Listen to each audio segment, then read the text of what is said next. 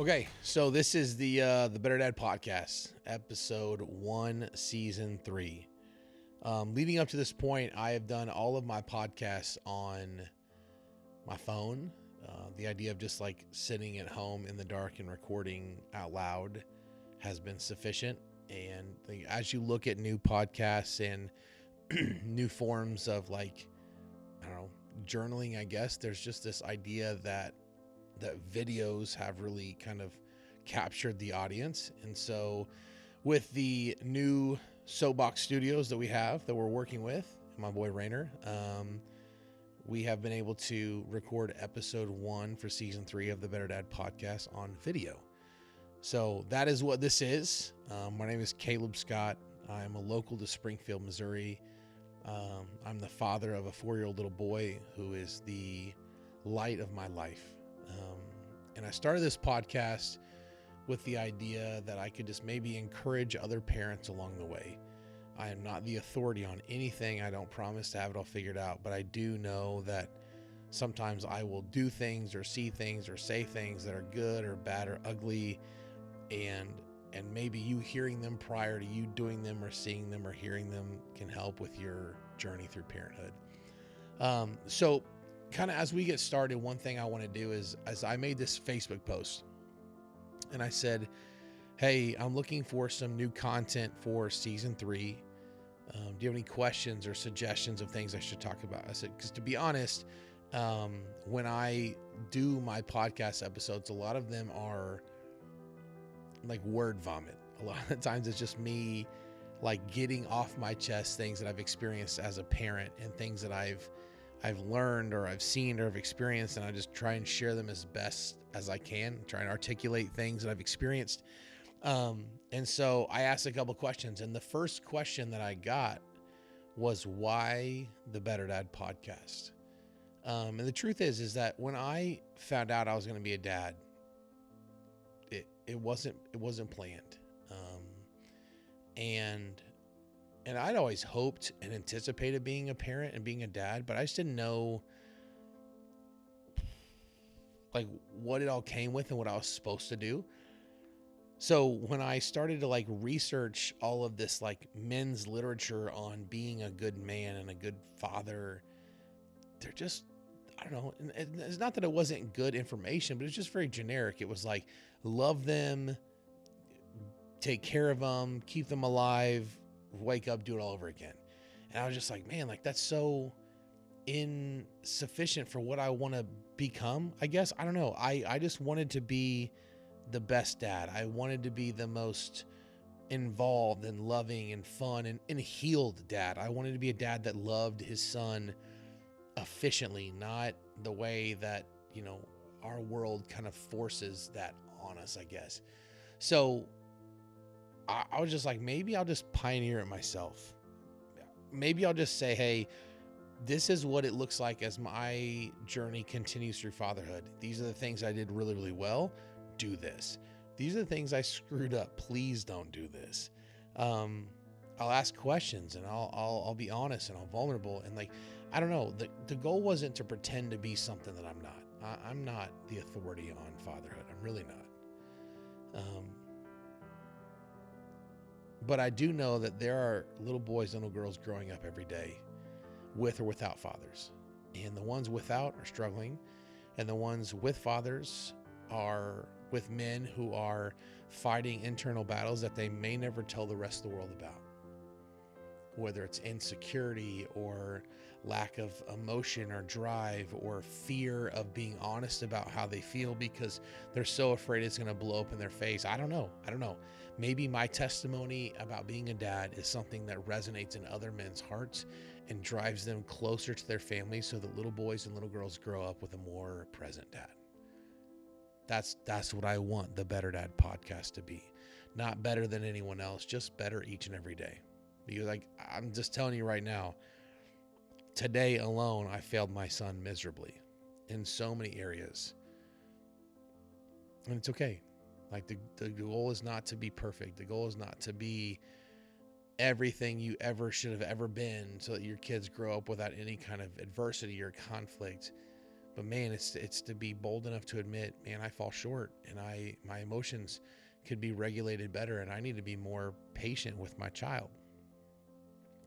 So that was number one, was why the Better Dad podcast. And the next one was kind of cheesy, but now that I'm in the moment, it's a little bit more heavy. And it was, why do you love your son?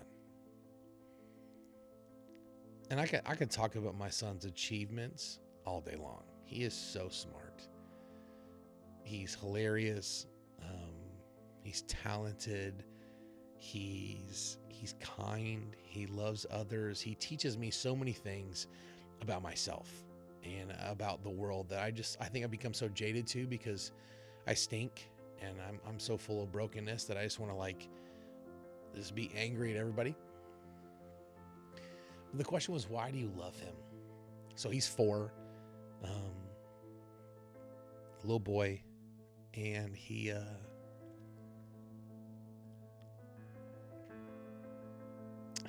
has these things about him where he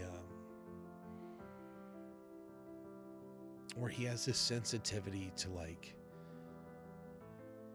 distress or to bad things that happen, where he doesn't really yet know how to process it, but he does know that something's going on, and he interjects the best way that he knows how.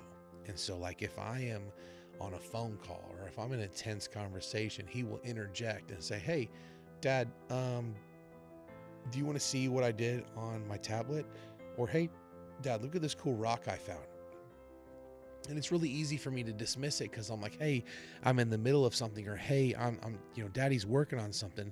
But what I've realized is that he is so aware of my emotional distress or the conversation's tension that he is actively interceding on my behalf to calm me down or to make light of the situation for it to subside. And so my son has been a emotionally regulating piece in my healing journey. And then also, when you find out you're going to be a parent,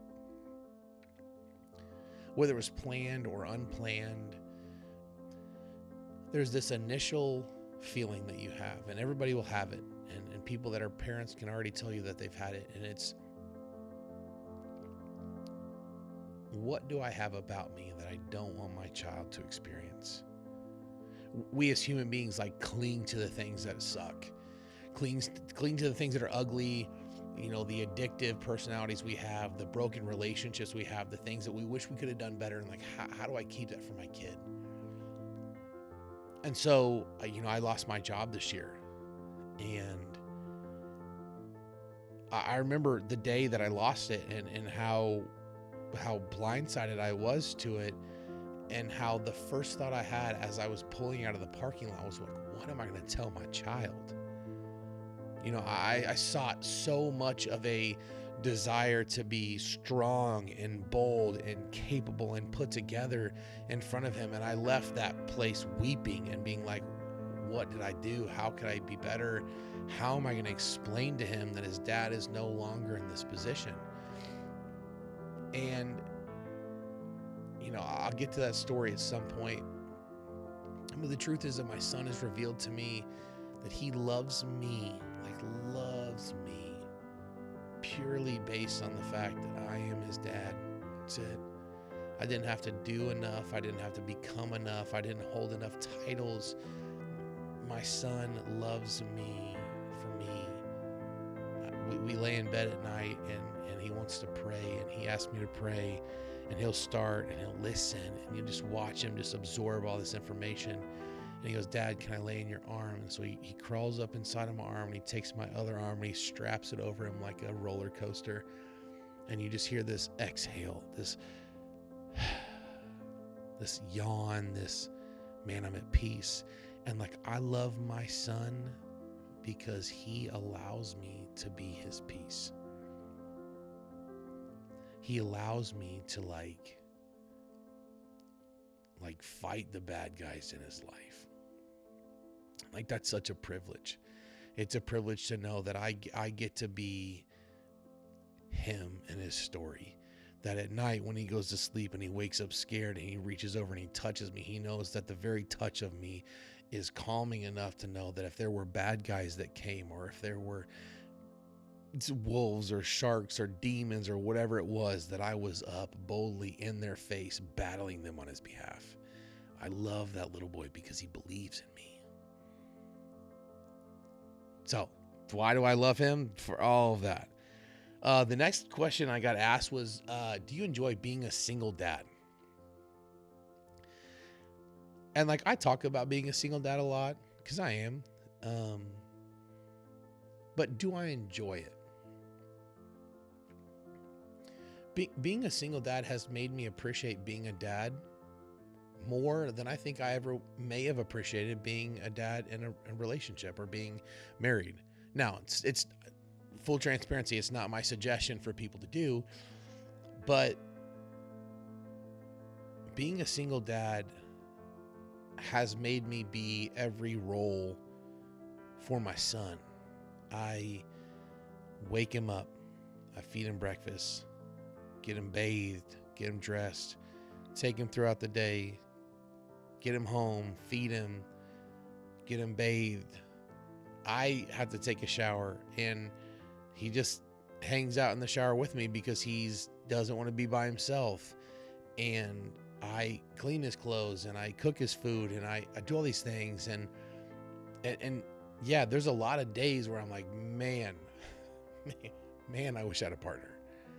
But the truth is that it has forced me to be all the things that my son needs. Now, I'm not all the things my son needs. I'm not the woman. I'm not the wife. I'm not the caretaker that I can never pretend to be, that God has designed a woman to be. And I know that it really wasn't his plan for things to end up this way, but I do know that he works things together for his good. And so here we are in this process that I'm learning after 4 years of just how to like be his dad and to be his peace and to like take care of him.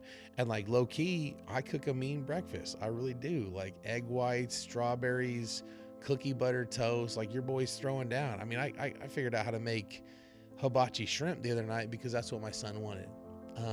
So being a single dad has been a privilege. It really has. It is a privilege. But in the same breath, it's also a detriment. It's also really difficult. And it's not what I want to do forever. I don't want to be a single dad my whole life. I don't want to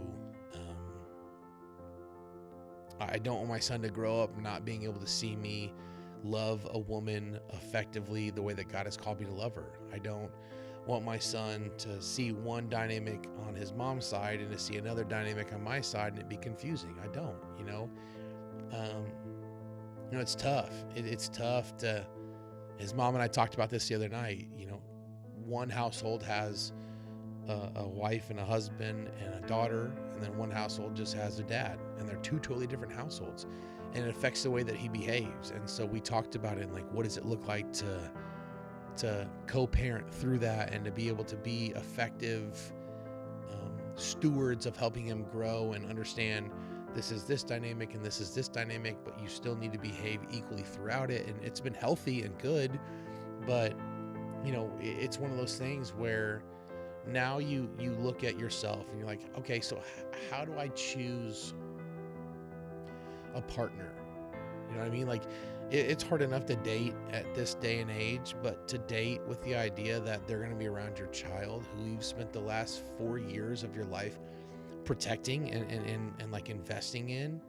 You hear something the other person says and you're like, ooh, I don't want that near my child. And all of a sudden you're just like, I dismiss it. And so like, I'm in this place where I'm trying to figure out, what things do you have grace for and what things are you willing to work through in order to have an effective relationship for your child to be a part of. It's hard. It's really, really hard. So long answer now to short. Do I enjoy being a single dad? If that's what God's called me to right now, I do enjoy it. I do. I love that little boy. I love being with him. I love taking naps with him. I love going on adventures with him. I love drinking ices on the curb of a come and go with him. I love him. I love him so much. but I do desire for a dynamic where he sees me loving a woman the way that God has called me to love her in front of him, so that he can exist in a relationship where he is taught the dynamic how to go out himself and to participate in it, if that makes sense. So yeah, being a single dad is hard, but it's rewarding. But I do look forward to the day that there is that title goes away, essentially. Next one was, any advice for moms? So I know this is called the Better Dad Podcast, but I encourage women to listen to it all the time, because when you hear from me or us as men collectively as dads, I hope you hear a lot of the way that we get down, because the truth is that we aren't always very good at articulating our feelings. You know, you come home and your husband or your partner is hurting and you don't really know what to say or what to do. And I get it, because we are terrible at telling you how we feel or why we feel the way that we do. But the truth is that I'll give you a couple things that we lean on. The first thing we lean on is our performance.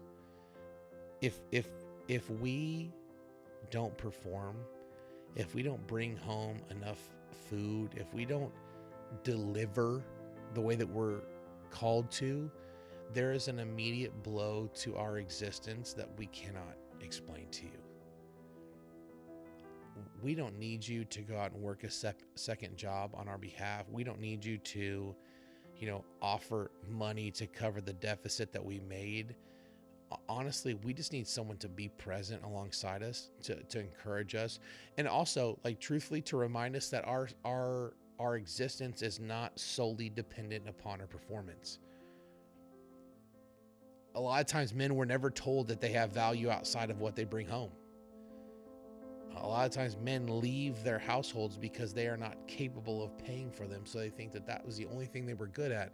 So they leave. That's scary. That's dangerous. That's wrong. That's incorrect. Fellas, I'm talking to women, but now I'm talking to men. Fellas, if you're listening to this, and in this moment you're on the roof of a house and you listen to my podcast, or you're driving to the next job and you're like, when will it ever be enough? I'm just going to tell you right now, it won't be. There's not a job you can do. There's not a paycheck you can bring home that will ever be sufficient for what your family needs, because your family doesn't need money. Now, they do for the mundane. They do need for rent. They do need for food. Don't neglect your responsibility as a man to provide. But what your family really, really, really needs is a man who participates, a man who loves, a man who is kind, who speaks truth into his kids' lives, who tells them, hey, I believe in you, I'm proud of you, I'm here for you, and proves it and shows up for it. So women, like as you hear me talk passionately about this, I'm so passionate because I see and I talk to so many men that are so convicted about their inability to provide the way that they want to. And I'm like, dude, no matter what job you have, no matter what salary you cling to, no matter what you bring home, you're always going to go to bed feeling like you came up short. That's because our kids don't need Maseratis. They don't need trips to Jamaica. It's awesome. And if you can provide it, go for it, man. I'm not against wealth. But I took my son to Disney World. I facilitated the meet and greet for Mickey freaking Mouse. My son shook hands. Well, it was COVID, so he didn't get to touch him. But my son got to meet Mickey Mouse. I did that. I flew him out there. I got him there. He walked in, he met Mickey Mouse. And some of my son's greatest memories are sitting on the curb, drinking an icy at our local gas station. And some days I'm like, that's bogus. That's so dumb. I worked so hard for that. But in reality, my kid doesn't care about any of that. My kid cares that he sat across from me, his dad, and he looked me in my eyes and I affirmed him, hey, I love you and I'm proud of you and I'm here. Out of all the crazy stuff going on in the world, I choose to be here and I love you. I'm here for you.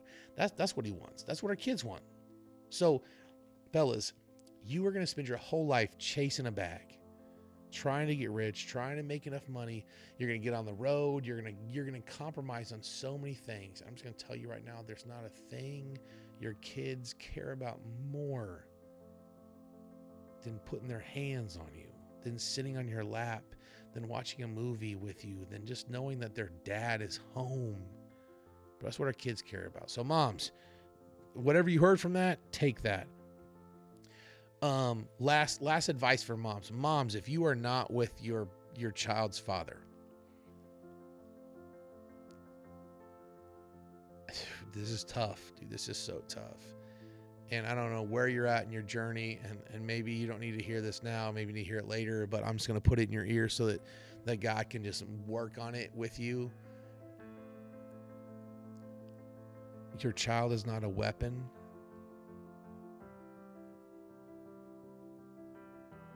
They weren't forged, built, or born for battle. They were not. They are beacons of love and of hope and of truth. So stop using them to hurt your kid's dad. Your kids' dads are already hurting themselves. They're already convicted about how absent they've been. They're already hurting about how they could have been better, should have been better, would have been better, but they're not. They're struggling. And your kids don't deserve to be weaponized on their behalf. Hey, can I just tell you right now that your kids' dads are struggling and they're waiting for an invitation to come home. Maybe not as your boyfriend, maybe not as your husband, maybe not as your fiance, but they want the invite to be in their kids' lives. They know that they've messed it up. They know that they've said things and done things that they shouldn't have. But the truth is that they want so badly to be in their kids' lives, but they don't know how to say it. They don't know how to be a part of it. And they feel so broken in front of you. So all you need to do is say, hey, would you like to spend the weekend with your kid? I'm telling you right now, you're going to empower men. You're going to bless your kids. I know it's hard. I know that you guys have been so resilient to step up where men have failed so often. And I'm sorry for that. I'm sorry. But the goal of this podcast is to encourage those men to step back up. It is. It's hard. It's hard to be a parent. I know that women struggle being single moms as it is, let alone having to be single dads at the same time. But there are men out there that desperately want to be in their kids' lives and they just need an invitation. So if you can be that, if you can graciously find that in yourself to call your kid's dad and to say, hey, I don't know what you're going through. I know it's crazy. I know it's hard, but how can I bring you back into our kids' lives?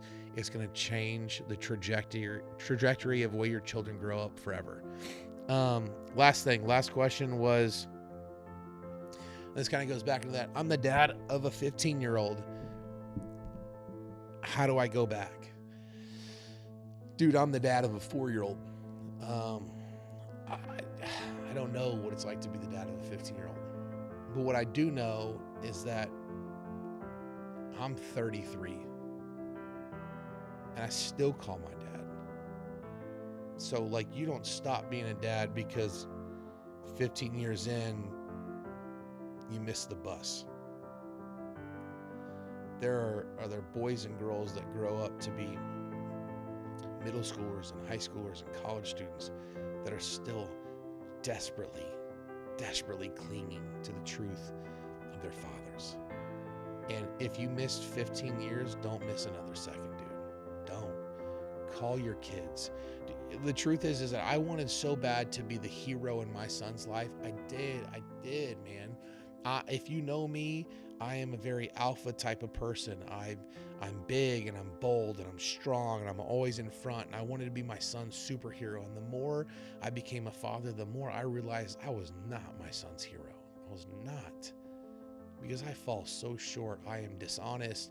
I am deceitful. I am broken and I stink, man. And if I put my worth and value in my son's eyes to say, hey, daddy never makes a mistake and he goes his whole life until I finally make one and he crumbles, I did my son a disservice. So let me let you know this. Your kids know that you are human. Kids are resilient and they're gracious. Go home to your 15-year-old. Get on your hands and knees and apologize to them for your absence. Tell them where you've been. Be vulnerable enough to admit that you have struggled along the way and that being a parent is hard. and then to be willing to go through whatever it takes, whatever it looks like to be in their lives. Because again, we don't know what it looks like. Fatherhood is hard, dude. It's hard, and it evolves and it changes and it adapts every day. And you think you have it figured out day one, and then day 70, you look back at day one, and you're like, what was I thinking?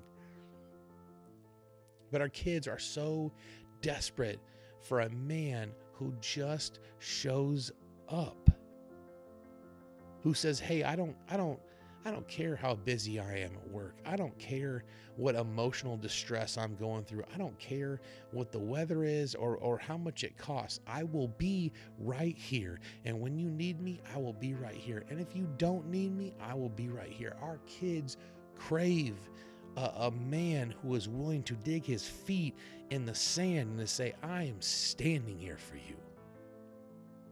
No matter what goes on outside of this room, I am here for you.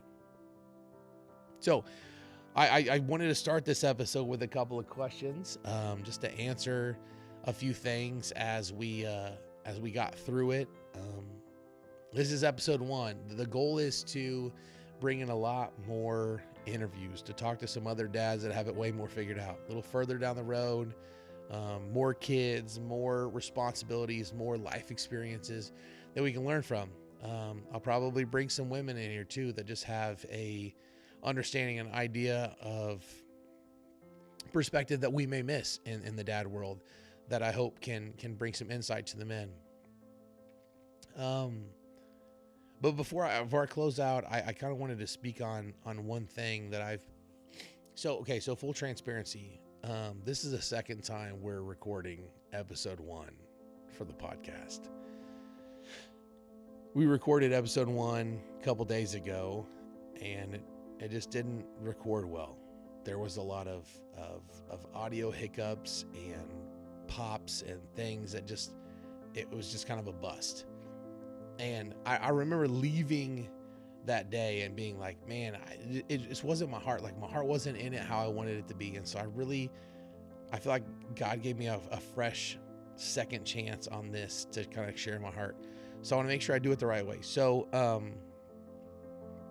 had this goal to name this episode something crazy. If you know anything about my podcast, I always have these podcast episodes that are a little off the wall, so that when you read them, you're most likely to jump on, at least listen to it and figure out why I named it what I named it. And so this podcast episode in my head was to be how to lose your job and to keep your family. And honestly, I've been pretty silent since losing my job, and it was publicly lost. You know what I mean? Like, I held a title that was publicized and articulated in the general public, different news ventures. It was shared through social media, and then picked up by KY3 and Color 10 and the Springfield Business Journal. And then a year's worth of work was done, and then the team decided to go in a different path with their next GM. It was kind of immediately mind-blowing to me. It definitely threw me for a loop. It changed a lot of things about my current day-to-day. But like I said earlier, I remember leaving that place, obviously with a lot of emotions, obviously frustrated, disappointed, hurt, confused, just sad because I really cared about what we were doing and what we were part of. And then I remember I got out of the drive and got back on the highway. I remember thinking, what am I going to tell my son? So I was in this position where I had spent so much time explaining to my son, to my family, to the people around me, who I was and what I belonged to and what to anticipate, that now I had to go back to all of these people, let alone my child, and to explain to them that I was no longer that thing. I no longer held that title. I was no longer a part of that. And dude, that drive seemed like it took forever. I'm never someone to not have something to say. And the idea of facing a 4-year-old to say, hey, your dad isn't that anymore.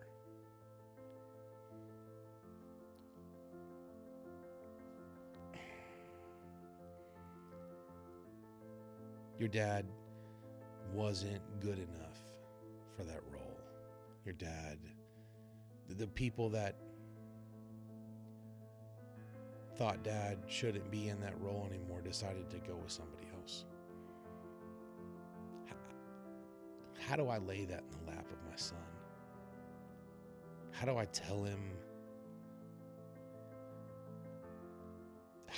How do I respond? How do I look? How am I supposed to be together? How am I supposed to have it all figured out? I don't know. I loved that job. I was so proud of that job, and I was working so hard, and not just for that job, but for the guys that were involved, for the city that I lived in, for the people that were a part of it. I was every day, everything I did was for that job. My son saw it. He saw every time we did laundry and the countless amounts of logos that came out of our dryer, knowing how committed I was to this job. So I'll never forget where, like, the first couple of days, I was in such a daze. I didn't know how to respond to anybody. I was so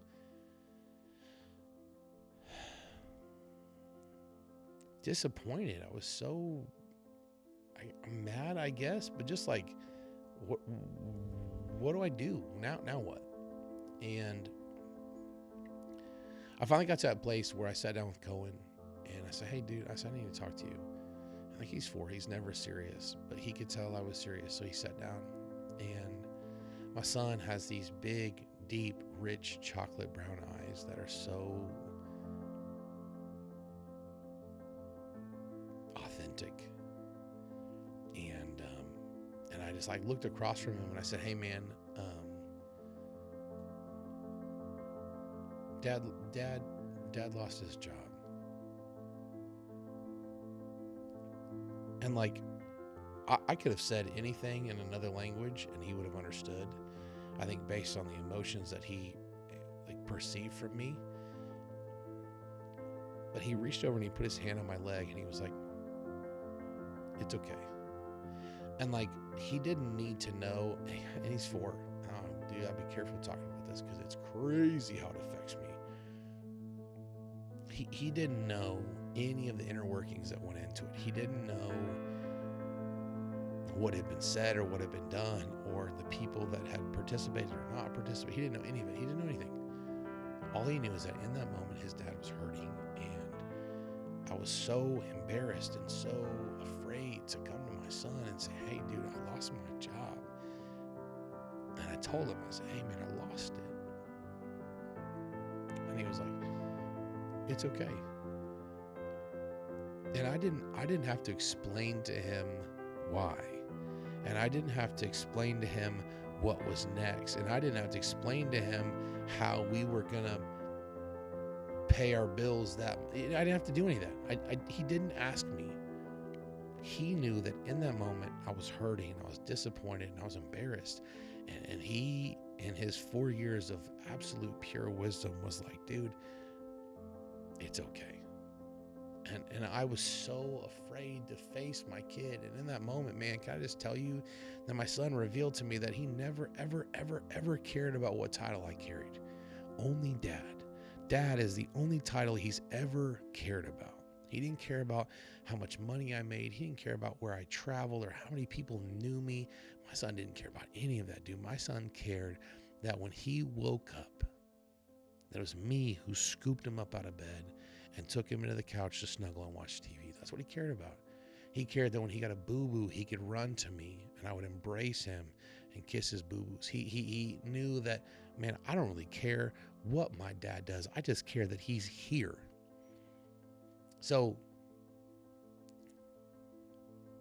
how do you lose your job and keep your family? Fellas, if you're in that position where you're like, man, I'm undergoing a job change or I'm experiencing movement and my economics, where it's like, man, I don't know how I'm going to cover the bills this month. Can I just tell you,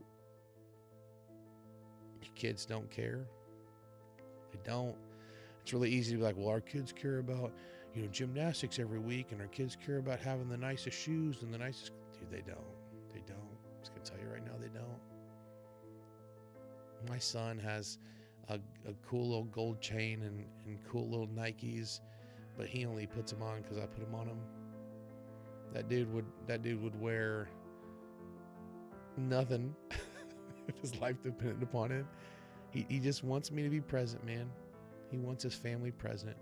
So, I say all that because I know that there are men right now in the holiday season. I just talked to one of my closest friends yesterday on FaceTime about how he'd been laid off from a job, and he had been put in this new position to go to this other place where he was going to be able to test and get on. And he tested through the whole company, did great, tested the second time. And there was one little thing that blew up on him, and it became his downfall. And he had to turn around and drive 8.5 hours back. And I know in that truck ride home, there was part of him that was like, man, I let my people down. And can I just tell you, fellas, dude, I just tell you that your worth and value is so not primarily dependent upon what you bring home.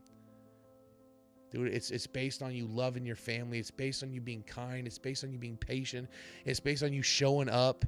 It's based on you looking your kids in the eyes and saying, hey, I failed at so many ways, but I'm going to be here when you wake up. I'm going to be here when you go to sleep, and I don't care what it takes, but I'm going to fight to be in your life for the rest of your life. Dude, there are little boys and little girls growing up. I took my son this weekend to Hy-Vee, and we're doing this meal giveaway, and we go to these families, and so he thought they were homeless, and we pulled up to this house, and he was like, Dad, these people aren't homeless. They have a home. Because I've tried to explain homelessness to a 4-year-old. Good luck. But I said, no. I said, they're foster families. And he said, Dad, what's a foster family? I said, a foster family is somebody whose mom and dad gave them up, who either couldn't afford to take care of them, didn't want to take care of them, they were taken from them. I don't know, man, but they don't have their original mom and dad. And like, to look at my son's face, to look in the rearview mirror, and to look back at my son, who was trying to process that there was a mom and a dad who gave up their right to be present in their kids' lives, blew his freaking mind. Dude, our kids do not care what we make, what we have in the bank, what we wear, who will become, what people know us. All they care is that we show up for them, dude. That's it. That's all they care about. We've spent our whole lives complicating parenthood when the truth is that all your kids care about is that you show up. Stop thinking that your relationship with your wife has to be perfect. Stop thinking that your relationship with your son's mom has to be perfect. Stop thinking that you have to be perfect. Stop thinking that you have to provide enough. Stop thinking you have to look a certain way, dude. Like the gospel is just like fatherhood. Like, God looked at me and was like, hey, in your brokenness, in your stupid decision making, I still love you. Like, I didn't understand my own salvation until I became a dad. When I looked at my little boy and there was nothing, literally nothing he could do to make me love him any less. And I was like, oh, I've read that before. I know what that's like. Like being a dad is such a privilege. So how do you lose your job and keep your family? It's the easiest thing you'll ever do, because your family was never because you lost your job. Your family was never because you kept your job.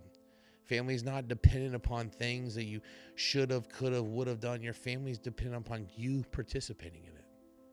So fellas, if you're out there, new dad, soon to be dad, old dad, never dad, you're like, what's the next step? The next step is to just be there. Be present. And you're like, dude, my kids don't even want to look at me. I get it. Maybe not right now. Maybe not tomorrow. Maybe not 5 months from now. But there are human beings. I got to sit up for this. We have been uniquely tasked with the privilege of being the caretakers and providers and builders of human beings. Like a baby forms in a mother's womb, and then they're delivered, and then they literally exist based on what we do next. We feed them, we take care of them, we keep them warm, we take them to the doctor, we give them shots or don't give them shots, however you feel. We put them in sports, we put them in school, we teach them things, we wipe up their dirt and messes, and we kiss their boo-boos. Like, these people are going to grow up to live in our world just like we do. And they're going to have relationships, and they're going to participate in politics and economics, and they're going to love other people, or they're going to hate other people based on the way that they're raised. And we as men were given the unique privilege to be in their lives, to be bold enough to take them and to walk them through things that we walked through terribly, and to walk them through with grace, to explain to them, hey, my dad may have failed me here, but I won't fail you myself. And in fact, I wish my dad would have been better, but I will be a better dad on his behalf. And I'm going to train you, little boy, to be a better dad than I ever was. So that the goal is that by the time we look down generationally, we have not always been the best, but we have made them better each and every step of the way, so that these little boys and little girls can raise future generations of good, kind, godly little boys and girls to grow and to make this nation better than what we have. Because right now, where we live is crazy. You're so afraid to send your kids certain places and be a part of certain things, and you have to watch your cartoons to make sure there wasn't some agenda pushed on your kid, dude. That's because there's not bold little kids growing up with bold moms and dad right now. We need bold dads. We need dads that show up. We need dads that are tough, that kick bad guys, that kiss girls, that knock down doors, that fight. We need dads like that, man. We have sat so vacant and so sidelined that women have had to be both roles. And then we're so confused as to why they're so aggressive and abrasive, but it's because they've had to carry the load of two people. Fellas, I get it. You're struggling, you're scared, you're worried, you're insecure. Screw all of that. There are babies growing up without their dads, and they need you.